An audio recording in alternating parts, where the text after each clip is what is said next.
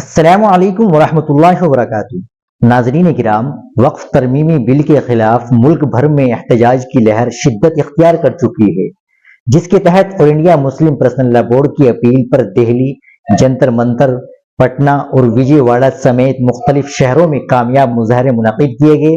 اس عوامی مزاحمتی تحریک کے تسلسل میں ایس آئی او تلنگانہ نے ریاست کے مختلف شہروں اور اضلاع میں بالخصوص حیدرآباد، ورنگل، نظام آباد اور کریم نگر میں عیدگاہوں اور مساجد کے احاطے میں خاموش احتجاجی مظاہرے منعقد کیے ہیں۔ ان مظاہروں کا مقصد عوامی شعور بیدار کرنا اور وقف املاک کے حقوق و خود مختاری کا دفاع کرنا ہے۔ ایس آئی او تلنگانہ کے صدر حلقہ فراز احمد صاحب نے اپنے خطاب میں فرمایا، مرکزی حکومت وقف املاک پر تسلط جمانے کے لیے ہندوتوا نظریے کو فروغ دے رہی ہے اور محض ووٹ بینک سیاست کے تحت یہ متنازع قانون متعارف کروا رہی ہے۔ ہم واضح طور پر اعلان کرتے ہیں کہ وقف املاک اللہ کی ملکیت ہے اور مسلمان محض ان کے امین ہے۔ یہاں کسی بھی قسم کی مداخلت ناقابل قبول ہے اور اس کی بھرپور مزاحمت کی جائے گی۔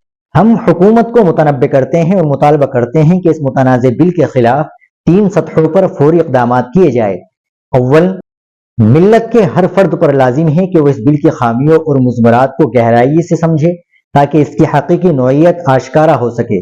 ثانیاً، مسلم اور غیر مسلم برادریوں میں شعور اجاگر کیا جائے کہ یہ محض کسی ایک مذہب گروہ کا مسئلہ نہیں بلکہ جمہوری اقدار اور بنیادی حقوق پر ایک سنگین حملہ ہے۔